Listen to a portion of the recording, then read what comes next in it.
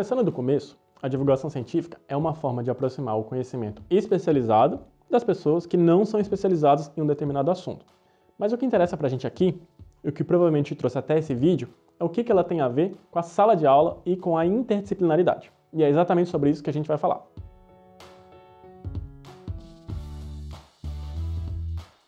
Para começar, é importante marcar alguns pontos. Para fazer divulgação científica, não precisa ser cientista e também não precisa ser jornalista. Ou seja, qualquer um pode ser divulgador de ciência. E ao contrário do que às vezes pode parecer, o público da divulgação científica não é do clássico nerd que fica consumindo revistas como Super Interessante e National Geographic, ou que fica brincando de astronomia no quintal. A gente vai ver logo menos que a grande beleza da divulgação científica é que ela é pensada para chegar em qualquer um mesmo, até quem não lê ou não acessa na dica de informação científica. Porque todas as pessoas, em alguma medida, ou nas redes sociais, ou no jornal, ou conversando entre amigos, de alguma maneira está sempre conversando sobre assuntos que tocam a ciência ou que tocam algum conteúdo especializado, certo? Agora vamos ver o que a gente acha de mais importante e relevante justamente para o contexto escolar. O que ela tem a ver com a sala de aula? Você cria, com a divulgação científica, um espaço para ir além do conteúdo pelo conteúdo. Ou seja, você consegue conectar o mundo que é empírico, aquele mundo que os estudantes vivenciam, com o mundo do conhecimento que geralmente existe mais na sala de aula ou na instituição de ensino, no ensino formal.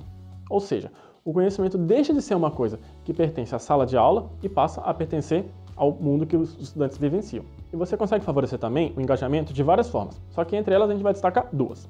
A primeira é que os estudantes eles podem partir de questões que são sensíveis a uma determinada comunidade e oferecer informação para ela mesma, para melhorar e orientar as pessoas e as decisões que afetam a todo mundo ali naquela comunidade. Por exemplo, pensa no caso de estudantes que eles resolvem se engajar com a comunidade para explicar por que o uso de agrotóxicos, na verdade, ele pode diminuir a produtividade agrícola, porque ele reduz a polinização dos insetos. E a segunda forma de engajamento que a gente pode destacar é pelo próprio fato de que, com a divulgação científica, a gente inverte uma lógica muito engessada e que não é muito saudável, de que quem aprende é o estudante e quem ensina é o professor e o cientista. Quando, na verdade, a gente sabe que o estudante também pode ensinar e também pode impactar na vida das pessoas ao seu redor.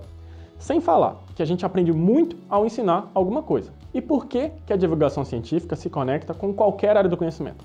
Essa é a minha parte favorita em toda essa história.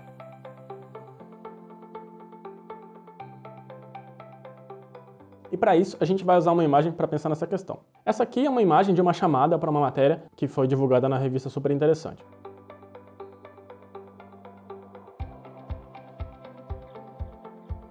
Então você nota que nesse esquema de cores, essa coisa de camada sugere que o cientista está chegando no ponto mais íntimo, mais interior da vaca, né? Que a gente tem 3 camadas e é como se ele fosse capaz de chegar com a pinça lá na camada mais interior da própria vaca. E por que essa vaca transgênica foi liberada para comercialização no Brasil? E, por exemplo, não nos Estados Unidos ou não em outros países? O que está em jogo aí? E por que foi uma empresa americana que está comercializando ela no Brasil? A outra coisa que a gente pode parar e pensar, discutindo com os estudantes, é o que esse está chamando aqui dos genes invasores. O que é um gene invasor? E a questão é, o gene é invasor ou alguém que implantou esse gene ali? O que são, nessa parte aqui, de vacas comuns? O que são vacas comuns? Existem vacas que são comuns e vacas que não são comuns?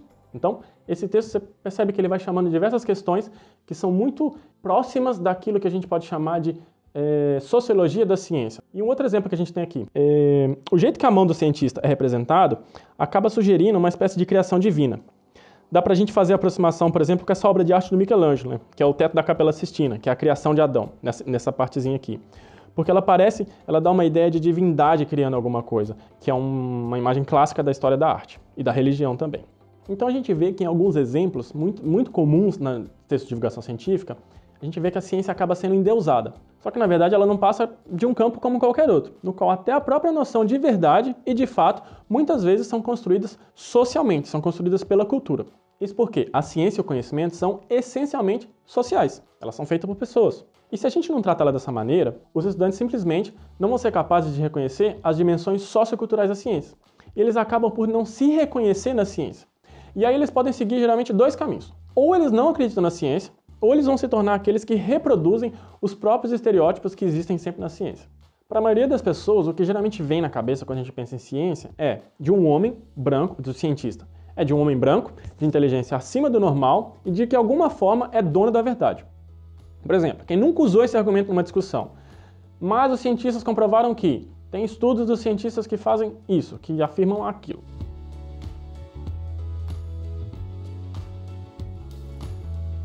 Volta e meia, os textos de divulgação usam termos que evocam uma ideia de que os cientistas acabam evocando coisas magicamente, sozinhos, como se eles tivessem uma genialidade que não pertence a esse mundo normal dos mortais, né?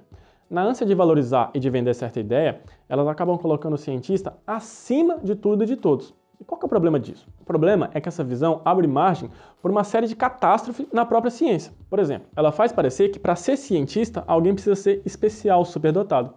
E isso já afasta a maioria dos nossos estudantes do fazer científico e do interesse pela ciência, porque ele não se reconhece ali. Isso também abre margem para que muitos malucos e cientistas acabem ganhando plateia por aí para espalhar absurdo. Por exemplo, de onde que vêm os terraplanistas, os antivacinas e os negacionistas do clima? De onde que eles tiram as ideias? Dos próprios cientistas que são, na verdade, picaretas. Então nota que com o diploma na mão, uma vez que você tem um diploma na mão, qualquer um pode se intitular cientista e pode sair falando besteira por aí. Público para ouvir e para acreditar é o que não vai faltar. Então por isso que é muito mais saudável a gente questionar essa neutralidade do cientista do que dizer amém para qualquer coisa. E não quer dizer que a gente tem que duvidar do conhecimento, mas que a gente tem que entender essa dimensão sociocultural, política que a ciência tem. E é por isso que os divulgadores de ciência eles precisam ser mais questionadores e ir atrás das condições de produção e dos interesses que levam à produção de determinado conhecimento. Porque um fato é, não existe ciência e conhecimento desinteressado. Segundo alguns pesquisadores como Márcia Cunha e Marcelo Jordan, pesquisadores da divulgação científica, a ciência é uma prática social e, como tal, ela não pode ser vista como independente ou desvinculada do sujeito e das ideologias que constituem esse sujeito. E do mesmo modo, a ciência ela não surge do acaso, ela é fruto de um processo cultural e histórico muito longo e muito importante para a sociedade.